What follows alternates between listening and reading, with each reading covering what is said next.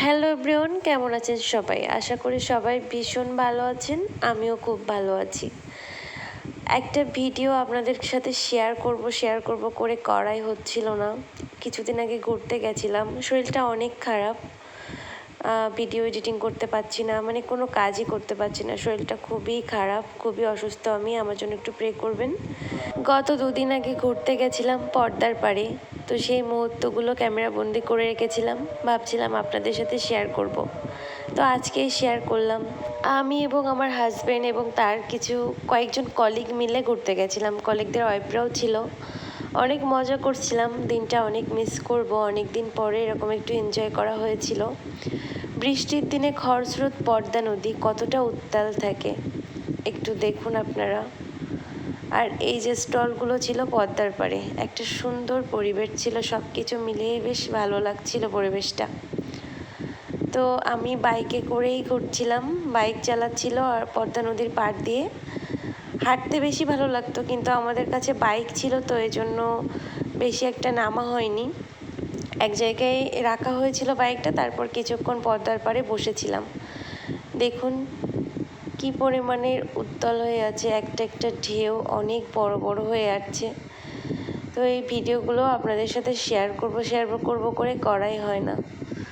আর অসুস্থতার কারণে তো সময় মতো ভিডিও আপলোড করতে পারি না। কিছু ভিডিও শিডিউল করা ছিল, আজকে সেগুলো এডিটিং করছি।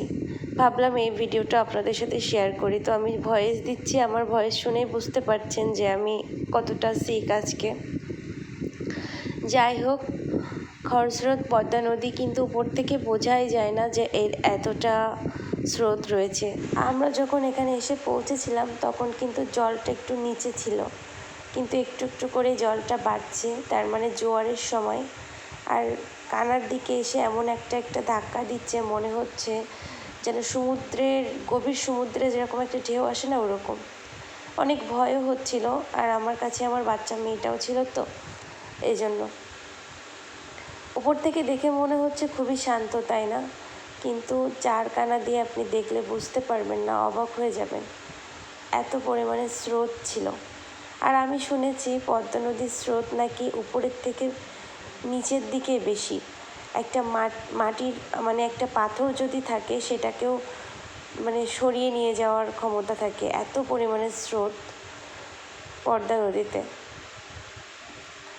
তো গাইস, এই ছিল ভিডিওটা। বেশ কিছুক্ষণ হাঁটাহাঁটি করার পরে আমরা একটা সাইডে বসেছি, যে পদ্মার পাড়ে যে টালি দেওয়া আছে, টালির উপরেই বসেছিলাম। আমরা সবাই মিলেই বসেছিলাম। আমার হাজব্যান্ডের অন্য যে কলিগরা ছিল, তার ওয়াইফরা ছিল, তারাও বসেছিল, আমরাও এখানে বসেছিলাম। আর মেয়েটাকে মাঝখানে নিয়েছিলাম। এই যে দেখুন, আমরা দুজন বসেছি, তার মাঝখানে আমাদের মেয়েও ছিল। ও তো প্রচুর খুশি হয়েছিল, অনেক জাহাজ দেখছে, তারপরে ইঞ্জিন চালিত নৌকা দেখছে, অনেক হ্যাপি ছিল। সব কিছু মিলিয়ে দিনটা অনেক সুন্দর কেটেছিল। তো ভিডিওটা কেমন লাগলো অবশ্যই কমেন্টে জানাবেন।